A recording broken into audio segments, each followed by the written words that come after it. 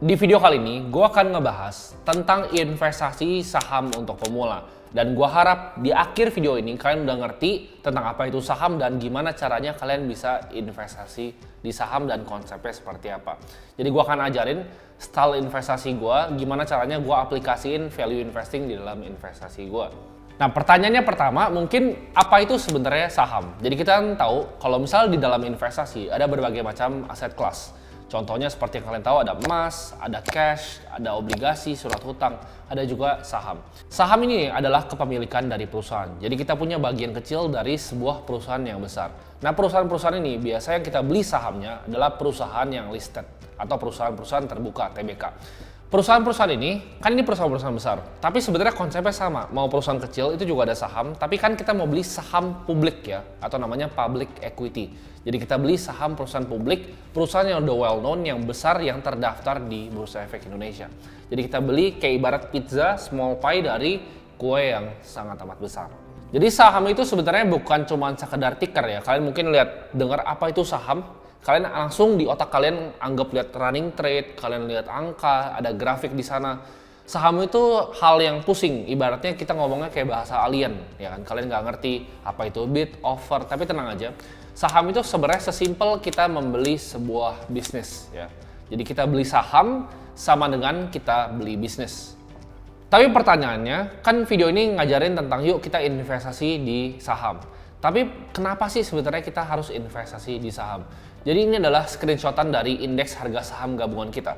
Apa itu namanya IHSG atau indeks harga saham gabungan? Ini jadi kalau semua saham yang listed di Bursa Efek 700-an lebih itu digabungin jadi satu indeks, ada yang turun, ada yang naik, semuanya jadi indeks ini ya. Jadi ini adalah basket dari semua saham yang ada di Indonesia. Nah, kita lihat kenapa saham itu merupakan investasi yang sangat amat menarik. Karena saham itu memberikan kita imbal hasil return yang menarik dibanding aset kelas lain. Memang betul, saham itu volatil, bisa naik dan juga bisa turun. Tapi dalam jangka waktu yang panjang, saham akan menghasilkan return yang paling tinggi.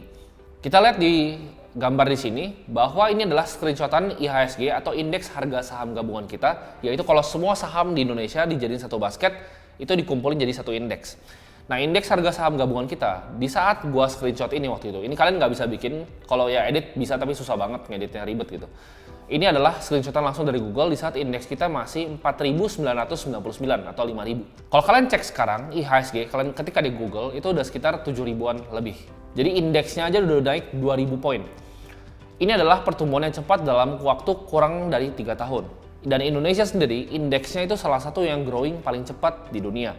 Kita grow 13% on average dalam 20 tahun terakhir. Jadi year on year kita bertumbuh 13% per tahun. Sebelum kalian mengenal lebih dalam tentang saham ini, gue mau ajarin konsep yaitu risk and return ya, yaitu resiko dan return. Karena semua investasi itu selalu go hand in hand, resiko dan juga return. Di sini kita lihat ada beberapa macam aset kelas. Yang pertama adalah cash, ada juga misalnya money market, RDPU, ada juga misalnya kita lihat ada obligasi ya, ada mungkin properti, ada saham, ada juga mungkin private equity dan venture capital yang resikonya lebih tinggi. Jadi makin tinggi resikonya, dia returnnya makin tinggi. Makin rendah resikonya seperti cash yang nggak ada returnnya gitu. Obligasi rendah tapi bunganya juga kecil. Saham itu volatil, resiko lebih tinggi, tapi dalam jangka waktu yang panjang itu akan menghasilkan returnnya lebih oke. Semakin tinggi return yang mau kita capai, maka resiko akan semakin tinggi. Sebelum gue bahas tentang yang namanya compounding interest, di sini gue akan bahas tentang time value of money. Jadi banyak orang nggak mengerti tentang konsep ini. Kalau sekarang gue tanya ke kalian lebih pilih mana? Kalian pilih gue kasih uang 10 juta sekarang, atau gue kasih uang misalnya 12 juta tapi 10 tahun lagi? Jawaban yang benar adalah kalian harusnya pilih 10 juta sekarang. Karena 10 juta sekarang itu lebih berharga dibanding 12 juta 10 tahun lagi. Karena 10 jutanya bisa kita investasikan untuk menghasilkan return untuk kita. Jadi uang itu bisa bekerja untuk kita. Maka dari itu, compounding adalah komponen paling penting dalam kita investasi di saham. Karena ini konsepnya adalah bunga yang bergulung ya, atau bunga majemuk. Compounding ini, Albert Einstein selalu bilang adalah keajaiban dunia ke-8. Jadi bunganya ini bergulung dari bunga yang sebelumnya. Ini seperti bola salju yang awalnya kecil, lama-lama jadi lumayan besar. Contohnya, misalnya kita investasi 1 juta dengan return 10%, kita akan dapat 1 juta 100. Nah, kalau tahun depannya lagi, ya 10%-nya itu bukan dari 1 juta, tapi dari 1 juta 100 tadi. Jadi 121 gitu kan. Tahun depannya 1331 dan itu akan bergulung terus, tambah besar dan tambah besar dengan return yang sama yaitu 10%. Nah, di sini gue akan coba kasih simulasi sederhana. Kayak kita misalnya bandingin antara kita investasi di saham sama kita nabung ya. Gue bilang saham itu dalam jangka waktu pendek 1-5 tahun kita nggak akan tahu mau dia naik, turun, jungkir balik ke kiri ke kanan gitu. Ya pastinya ke kanan ya. Tapi kita nggak ada yang tahu saham itu akan kemana. Kita nggak bisa prediksi saham itu kemana. Tapi over 5 tahun, 10 tahun, kita tahu bahwa saham perusahaan yang bagus itu pasti akan naik. Yang fundamentalnya baik itu pasti akan naik. Oke, simpel aja, kita beli indeksnya aja, itu pasti ujung-ujungnya akan naik. Di sini gua akan contohin antara menabung dan juga investasi. Kita nabung doang nih, nabung 1 juta ya selama 20 tahun. 1 juta kali 12 kali 20, simple. Jawabannya 240 juta. Mungkin ada yang komen, "Bang, itu ada future value-nya, inflasi segala macam." Ini kita hitung tanpa inflasi ya. Jadi 1 juta kali 12 kali 20 biar gampang kalian ngertinya. Itu hasilnya 240 juta. Tapi di sini coba kalian pause videonya ya. Kalian coba pikir kalau misalnya diinvestasikan di pasar saham kita yang track recordnya 20 tahun terakhir itu 13% year on year. Ada yang tahu nggak dapat hasilnya berapa? Dengan uang yang sama, 1 juta. Apakah 400 juta? Apakah 500? Apakah sama 240? Nggak mungkin sama kan? Pasti lebih. Berapa? 300? 400? 500? 600? 700? Hasilnya adalah lebih dari 1,1 miliar. Jauh kan? Bedanya apa? Cuman taruh doang gitu. Ini cuman taruh di indeks. Kita nggak stock picking, kita taruh di indeks saja. Ya. Itu ngasilin segitu. Gimana kita misalnya taruh saham BCA yang 20% per tahun atau bahkan saham-saham lain yang bisa lebih tinggi returnnya. Ya. Jadi kita lihat di sini compounding itu sangat amat powerful. 240 juta cuma nabung, tergerus inflasi, 1,1 miliar lebih kalau investasi. Ya. Uangnya sama, nabungnya sama 1 juta, tapi beda taruh tempat aja. Itu hasilnya akan jauh lebih besar. Nah, tapi pertanyaannya, apakah kita perlu pinter banget ekonomi untuk bisa saham? Ya, jawabannya enggak. Kita nggak perlu kok ngerti banget tentang makroekonomi, tentang mikroekonomi. Jadi kalian jangan anggap ini seperti pelajaran yang bahasa alien gitu. Tapi gue akan coba simplifikasi hal-hal yang orang biasa ngomongin sebagai ribet. Nah, sebelum kita membeli saham, kita harus tahu bahwa instrumen aset kelas saham itu memiliki 2 keuntungan. Ya. Yang pertama adalah tentunya yang kita ekspektasikan adalah capital gain, yaitu kenaikan harga sahamnya. Contohnya, saham A harganya 1.000, misalnya 5 tahun lagi harganya 1.500. Kita akan ada kenaikan di sana sekitar 50%. Jadi itu adalah yang kita cari, yaitu capital gain. Yang kedua adalah dividen. Karena perusahaan itu kan biasa menghasilkan profit, dan dari profit perusahaan itu antara diinvestasikan balik ke bisnisnya, atau dia bisa share buyback, atau dia lakukan yang namanya pembagian dividen ke pemegang saham. Jadi dividen itu misalnya contohnya Bank BCA nih, dia bagiin dividen contohnya 1,7% misalnya.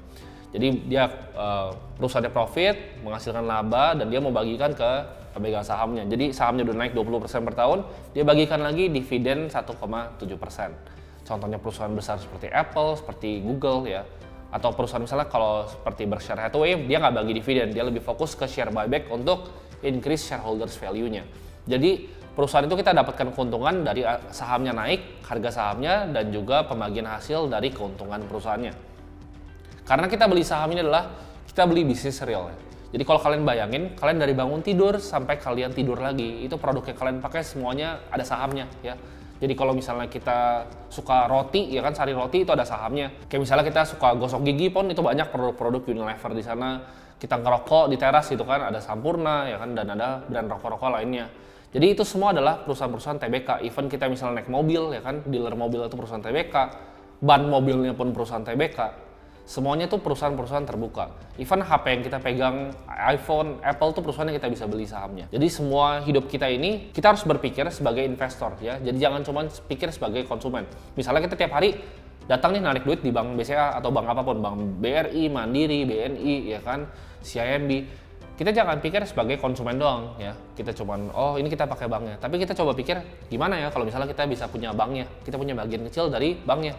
Jadi setiap kali orang transaksi ke kita juga mendapatkan keuntungan berupa kenaikan harga sahamnya dan pembagian dividen. Jadi kita pikir sebagai investor, jangan cuma sebagai konsumen. Jadi sekarang perhatiin, misalnya kalian jalan ke Alfamart, Indomart, even Alfamart pun adalah perusahaan publik gitu. Kalian lihat misalnya produk-produknya, lihat nih, oh ini yang produksi siapa? Oh ini misalnya Mayora, TBK. Oh Mayora ada sahamnya ya. Misalnya kita makan Indomie ya, Indofood CBP gitu kan. CBP itu adalah saham juga. Jadi kita bisa ikut jadi pemilik dari perusahaan Indomie kayak gitu. Gimana sih sebenarnya cara perusahaan itu sebenarnya bekerja? Jadi perusahaan itu simpel banget. Mereka itu menjual antara produk atau menjual jasa untuk mendapatkan laba, ya kan? Semakin besar laba, maka aset perusahaan akan meningkat ya. Di balance sheet-nya pasti akan meningkat. Jadi perusahaan jualan lebih banyak barang, asetnya meningkat. Kalau misalnya asetnya meningkat, dia bisa menjangkau konsumen yang lebih luas lagi. Dan dengan konsumen yang lebih luas akan menarik lebih banyak investor lagi dan berulang ke siklus yang pertama. Dia menghasilkan lebih banyak laba lagi, dia meningkatkan aset, dengan aset yang lebih banyak dia meningkatkan lebih banyak konsumen dan meningkatkan lebih banyak investor lagi. Oke, coba gua akan contohin dengan perusahaan Apple. Dia jualan HP nih, ya kan? HP-nya laku, aset perusahaan meningkat, ya kan? Cash-nya makin banyak. Dari cash-nya makin banyak, dia bikin Apple Store lebih banyak. Dengan Apple Store yang lebih banyak, lebih laku lagi jualan iPhone-nya. Nah, dengan lebih laku lagi jualan iPhone-nya, dia punya cash lagi. Dia invest di research and development timnya. Oke, dari R&D-nya dia ketemu nih, oh gue bisa bikin Apple Watch ya. Apple Watch laku, gue bikin Apple Watch Ultra gitu kan. Jadi siklusnya sama, dia menghasilkan laba, lalu dia pakai untuk R&D, dia pakai untuk meningkatkan asetnya, untuk menghasilkan lebih banyak uang lagi. Dan ini attract investor, makanya saham Apple kita lihat naik terus. Itu contoh perusahaan yang fundamental baik dan manajemen yang baik. Nah, tapi pertanyaannya ya kan, kalian mungkin bingung gitu. Untuk yang awam, kenapa sih perusahaan itu menerbitkan saham? Kan mereka udah ngasilin duit. Buat apa? Jawabannya untuk modal tambahan. Misalnya perusahaan butuh modal untuk ekspansi perusahaan. Nah, konsep ini akan berguna untuk konsep investasi kita sebagai investor. Kenapa? Karena aset itu cuman biasanya ada dua ya. Antara kita ngutangin orang atau kita kerja sama orang. Gue ulangin lagi, antara kita ngutang sama orang atau kita kerja sama orang. Maksudnya apa? Perusahaan itu kalau misalnya mau dapat duit antara dia ngutang sama orang ya, keluarin surat hutang obligasi atau dia bagi piece dari bisnisnya, bagian kecil dari bisnisnya itu berupa saham. Jadi kepemilikannya dilepas. Antara kerjasama, yuk kerjasama, kalau untung kita bagi hasil, kalau rugi kita tanggung bareng, itu saham. Kalau misalnya hutang ya harus bayar, kan itu hutang sifatnya. Jadi perusahaan itu ada dua keluarinnya ya, antara hutang atau saham. Semua produk investasi cuma dibagi dua ya, antara produk hutang mau peer to peer lending ya. Kalian mau obligasi negara, mau ORI, mau SBN, kalian macam-macam itu semua produk hutang. Dan produk equity yaitu kerjasama, produk saham. Jadi kenapa perusahaan menerbitkan saham? Untuk mendapatkan modal tambahan, untuk ekspansi perusahaan biasanya. Oke, jadi kan tadi kita udah bahas tentang konsep-konsep dasarnya. Sekarang gimana caranya kita bisa mulai investasi di saham? Jadi dengan awalnya ya kita harus pilih yang namanya sekuritas. Kenapa harus lewat sekuritas? Ini gue kasih contoh sederhana. Kayak misalnya gue beli baju nih, gue beli baju di mall. Gue beli baju itu di tokonya, misalnya di Zara, di H&M, di Pull&Bear gitu. Gue beli baju di tokonya, gue bukan beli sama mallnya. Ya. Jadi saham itu kan ada di Bursa Efek Indonesia, tapi kita nggak beli langsung ke Bursa Efek Indonesia, tapi kita beli lewat tokonya, yaitu sekuritas, sama kayak beli baju. Nah sekuritas ini ada banyak di Indonesia, ada banyak banget macam-macamnya. Tapi yang gue rekomen itu cari aja yang paling besar-besar. Contohnya Mirai Asset, contohnya lagi misalnya Indo Premier. Jadi kita pakai sekuritas-sekuritas yang memang track recordnya udah panjang, transaksi volumenya juga besar. Video ini ya sama sekali nggak disponsor, makanya gue sebut macam-macam, makanya gue bisa sebut banyak. Dalam memilih sekuritas, kalian pilih fee yang rendah dan juga fitur yang kalian suka gitu. Misal kalian suka online tradingnya Indo Premier, atau kalian misalnya fee-nya Mirai lebih murah, kalau misalnya transaksi volumenya tinggi, kita bisa nego fee-nya kayak gitu-gitu. Itu tergantung kalian. Atau misalnya yang lebih suka pakai dealer, misalnya gue malas lah input-input, gue lebih suka pakai dealer. Bisa pakai Semesta, bisa pakai Buana, bisa pakai Trimegah gitu. Sebenarnya sama aja, kayak misalnya kita fashion ya, kalian pilih suka, ada yang suka LV, ada yang suka Gucci, ada yang suka Dior gitu kan. Sama sekuritas, ada yang suka Mirai, ada yang suka Indo Premier, ada yang suka Trimegah. Itu terserah kalian mau pakai yang mana, kalian suka yang mana, kalian nyaman yang mana. Habis sudah itu kita harus ngapain? Sekarang tuh gampang banget daftarnya, kalian daftarnya semua tuh udah online ya. Kalian bisa cek macam-macam, mungkin ada beberapa yang mesti di dokumen, tapi rata-rata semua udah online dan sekarang biaya buat bukanya udah lebih murah ya. Jadi kali itu kalian buka sendiri. Gue bikin tutorial buat daftar sekuritas itu buang waktu, jadi kalian daftar aja sendiri dan kalian cek sekuritas mana yang mau kalian pakai.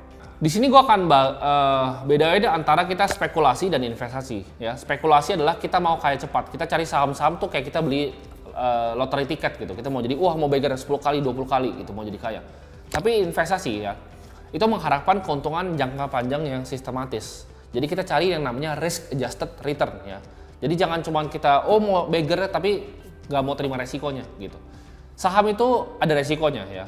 Semua harga dari return adalah volatilitas. Jadi kalian ingat, harga dari sebuah return adalah volatilitas. Jangan mau return yang tinggi tanpa volatilitas yang lebih tinggi. Bitcoin returnnya bisa gila, tapi volatil lebih gila juga gitu dibanding saham. Saham yang misalnya big cap kayak BCA mungkin nggak terlalu volatil ya kan, kecil-kecil tapi naiknya konsisten. Tapi ada saham-saham yang kecil yang bisa naik, itu kebanting gitu. Kayak Bumi kan, kebanting ke gocap, naik lagi ke 180. Jadi itu tergantung kalian masing-masing, suka style yang mana. Tapi jangan jadi spekulator, tapi kita jadi sebuah investor. Di sini gue akan jelasin konsep yang Benjamin Graham, gurunya Buffett, bilang adalah Mr. Market. Jadi dilihat pasar saham atau market saham itu sebagai orang. Yaitu Mr. Market adalah orang yang nyebelin dan sangat kemudian. Dia selalu swing antara panik dan juga greedy-nya orang. Jadi orang serakah sama panik tuh dimain-mainin terus sama dia. Maksudnya apa? Dia tuh, gue kasih analogi seperti agen properti. Misalnya kalian punya rumah nih, harganya 1 miliar. Kita kan tahu saham itu memiliki nilai dasar dan nilai intrinsik. Maksudnya apa? Misalnya kita punya rumah 1 miliar. Tapi kita tahu misalnya 20 tahun lagi rumah itu biasanya naik. Mungkin 2 miliar nih, tapi itu 20 tahun lagi gitu. Tapi Mr. Market ini seperti agen properti yang agak gila. Jadi dia datang nih ke rumah lo yang 1 miliar tadi, dia tawarin. Oh, rumah lo harganya 700 juta bro. Lo akan bilang, ngapain gue jual 700 juta ya kan? Orang harganya 1 miliar, besok dia datang lagi. Kemarin bilang 700, besok dia bilang, rumah lu 1,1 miliar bro. Lu bakal bilang, orang gue baru pindah rumah, ngapain gue jual ke rumah cuman untung 100 juta. Besok dia datang lagi bilang, oh rumah lu kayaknya ini 400 juta. Besok dia datang lagi, rumah lu 600. Besok dia datang lagi, rumah lu kayaknya 1,3 miliar. Kalian ngerti kan konsepnya? Sama kayak saham. Jadi saham itu kan misalnya harganya 1000 gitu. Besok dia bisa bilang, oh harganya 900. Besok Mr. Market bilang harga saham lu 1300. Tapi kalau misalnya tuh agen datang bilang, gue beli deh rumah lu harganya 5M, ya lu pasti lu jual lah gitu. Sama kayak saham, kalau misalnya dikasih sama Mr. Market tinggi ya udah jual gitu. Jadi kita nggak usah keras kepala. Tapi intinya sama ya. Jadi saham itu adalah sebuah bisnis dan Mr. Market ini adalah agen properti yang nawarin terus bisnis lo harganya berapa. Kan gue bilang tadi, Mr. Market itu adalah dia selalu swing antara pendulum, antara fear dan greed-nya manusia. Ya, jadi gue akan kasih contoh di sini. Ini adalah contoh real. Kalian lihat di screenshotnya itu adalah tanggal 2 November. Ini saham Bang Benny November 2 ya, ini screenshotannya dari kelas lama gue, mungkin udah ada yang pernah ikut, udah ada yang pernah cuan dari saham ini, kalian coba komen waktu gue bikin slide ini. Jadi ini screenshotan dari Google dan menurut gue ini nggak bisa diedit ya, jadi ini contoh real. Waktu itu sahamnya harganya 4.660, harganya 4.660. Kita lihat grafiknya itu turunnya dalam ya kan, turunnya jauh ke dalam. Apa yang orang pikir waktu 4.660 ini? Orang bakal mikir kayak, aduh gila ini orang jualan loh, itu lihat tuh atasnya hampir 10.000. Dia hampir dari 10.000 turun ke 4.660. Jadi rumahnya 10.000 ya kan, dia turun ke 4.660. Wah, orang udah kayak, ini mah turun terus, ini mah 3.000, 2.000 kali ini kan. Ini wah udah kiamat nih 2.000. Tapi apa yang gue lakuin? Gue beli banyak waktu itu. Gue beli banyak di harga 4.660. Dan sekarang kalian cek aja berapa harganya, 9.000. Jadi dia akan selalu swing. Jadi kalau orang udah mulai takut nih, kalian beli sahamnya. Ya. Quotes dari Warren Buffett artinya ini, be fearful when others are greedy. Kalau orang lagi greedy, 10.000 takut gitu. Orang malah lihat saham naik malah mau dikejar gitu kan. Kalau gue sukanya lihat saham yang turun, saham-saham yang diskon. Ya, jadi kita cari saham-saham yang diskon. Pasar saham kasih kita diskon. Ya. Ini ibarat beli mobil Ferrari harga cuma Mercy. Jadi murah. 4.660, ya gue sikat aja gitu. Dia turun 3.000, gue sikat lagi. Karena gue tahu nilai intrinsiknya di 9.000, seperti hari ini udah tercapai. Jadi konsep dari investasi saham itu nggak susah. Tapi kita cari saham-saham yang diskon. Jadi kita jadi greedy di saat orang-orang itu pada takut. Nah, ini adalah konsep utama dari semua investasi gue, yaitu value investing. Ya, jadi kita lihat di sini ada dua, ya, ada benang hitam dan juga benang merah. Dari benang hitam ini adalah harga Mr. Market, ya, dikasih 900, 600, 900, 1800. Tapi ada benang merahnya, yang kayak dari 1000 akhirnya ke 2000. Setiap kali dia turun di bawah benang merahnya, kita beli. Kalau naik ke atas tinggi, ya jual. Simpel kan? Turun ke bawah dari nilai intrinsiknya, beli. Asal gapnya gede, kita beli. Kalau misalnya gapnya nggak terlalu gede, itu namanya margin of safety, nanti gue akan jelasin di belakang. Tapi intinya kalau dia turunnya dalam, kita beli.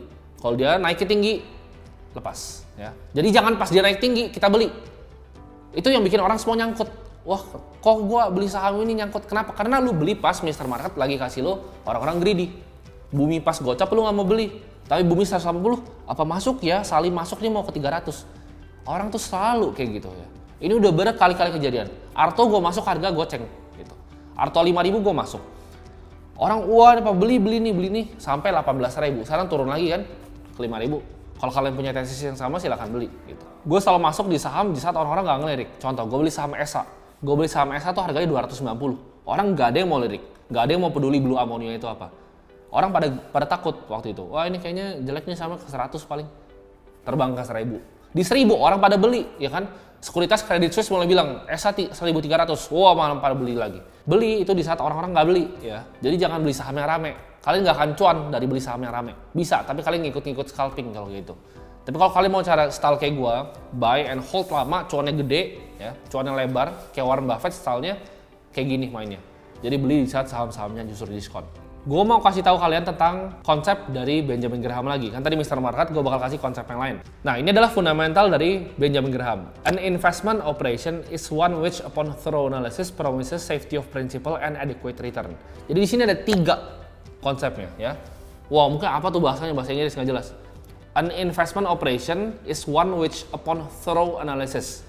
Analisa secara menyeluruh artinya, ya. Bukan analisa, oh ini kayaknya sahamnya ini kan technical di sini, support di sini, beli sini. Itu bukan investment approach. Ya. Investment approach itu kita apa? Kita lihat background dari bisnisnya apa. Kita lihat manajemennya siapa. Siapa sih behind manajemennya? Siapa sih yang running perusahaannya? Perusahaan ini ngasihin labanya gimana? Dari produknya, dari misalnya iPhone dia jual berapa? Berapa billion dollar dia jual dari iPhone? Persenannya berapa? Oh 40%. Oh sisanya dari berapa? Apple Watch berapa persen? Sisanya ada apa lagi? Ada AirPods. Wah AirPods ternyata laku juga ya. Ada apa lagi? Apple Services. Oh gede ya, 17 billion dollar Apple Services. CEO-nya siapa? Tim Cook.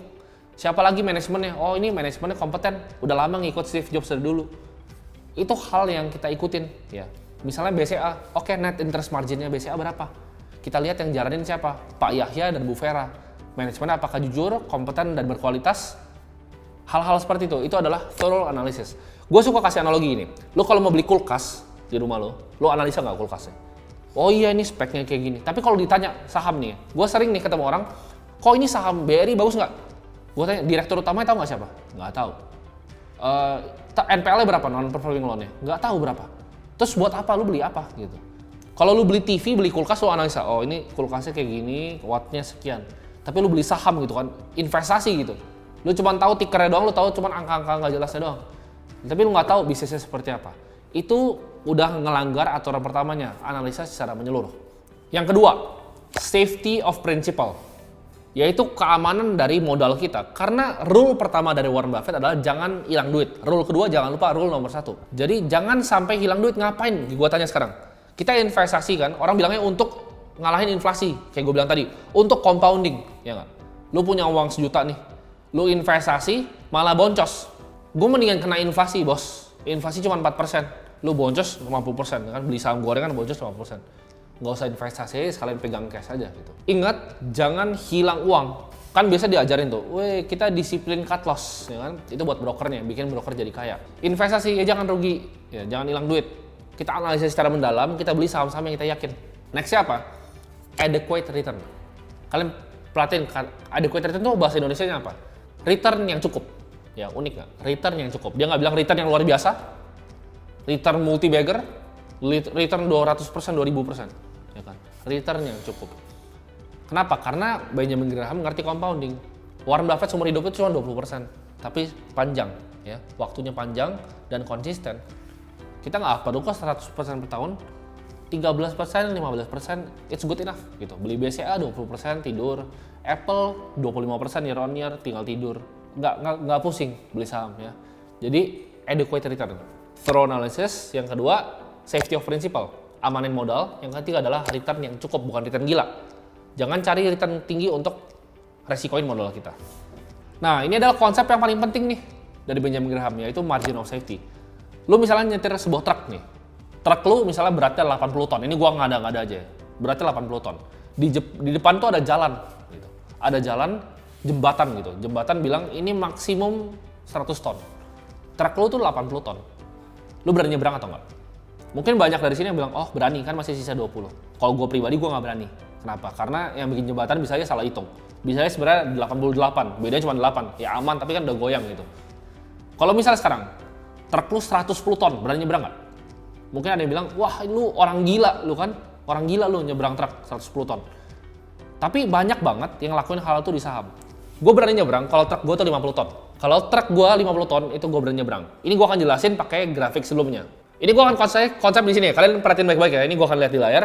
Nah kalian jadi ikutin gue ya. Itu kan ada benang merah tuh, ya kan? Kita lihat ada drop yang pertama tuh ini di paling kiri, ada naik yang tinggi sama drop yang di kanan. Anggap ini adalah jembatan dan truknya. Truknya itu adalah benangnya hitam, ya. dan jembatan itu adalah benang yang merah. Kita lihat pertama tuh, dia kan turun dulu, terus dia naik ke atas, terus turun lagi kan. Ini kayak saham gitu kan. Tapi kita anggap ini truk, biar kalian gampang ingatnya.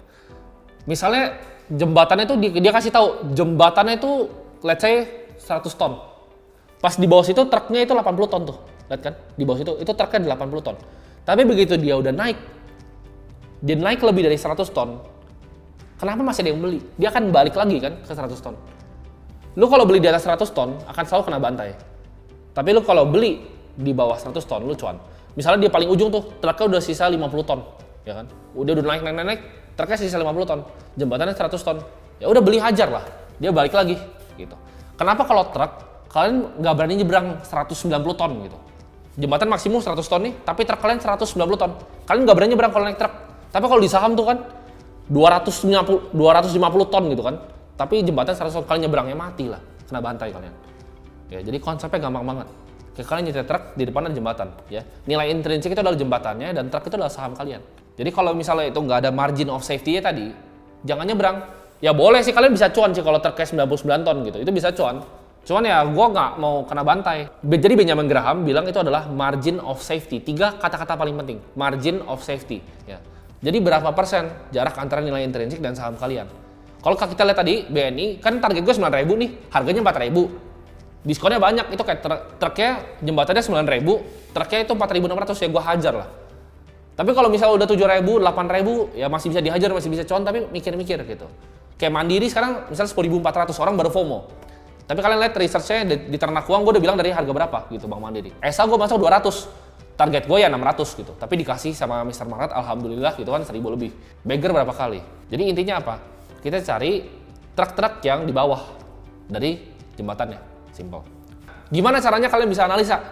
Yang pertama adalah kita ngerti, pahamin cara baca laporan keuangan gimana. Nah ini mungkin gue akan bikinin video yang berbeda. Kalau video ini rame, gue bakal bikinin video yang berbeda. Gimana caranya kita bisa baca laporan keuangan. Tapi simpelnya adalah laporan keuangan terdiri dari 3 ya. Yang pertama adalah balance sheet-nya, income statement, dan juga cash flow statement. Kalian harus ngerti nih kenapa ini saling berhubungan. 3 statement sini, 3 statement ini. Balance sheet itu kita kayak ngecek, oh perusahaan ini peredaran darahnya bagus nggak kalau misalnya dokter gitu. Kita cek, oh utangnya sehat nggak terhadap cash-nya. Income statement, dapat duitnya dari mana ya?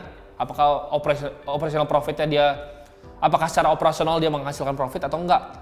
Ya, dan cash flow statement-nya. Jadi kita harus ngerti kenapa ini saling bergabung. Itu mungkin terlalu panjang kalau dijelasin di video ini, gue akan jelasin di video selanjutnya kalau misalnya video ini rame. Dan pelajarin sektor yang kalian ingin investasi. Ya.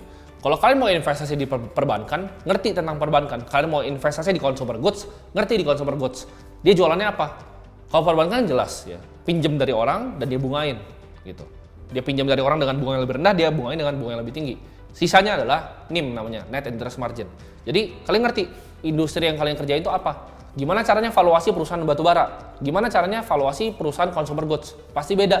Perusahaan energi sama perusahaan yang jualan Indomie itu pasti beda cara valuasinya. Karena satu berdasarkan harga komoditas, satu itu berdasarkan harga produk dia. Jadi pasti beda.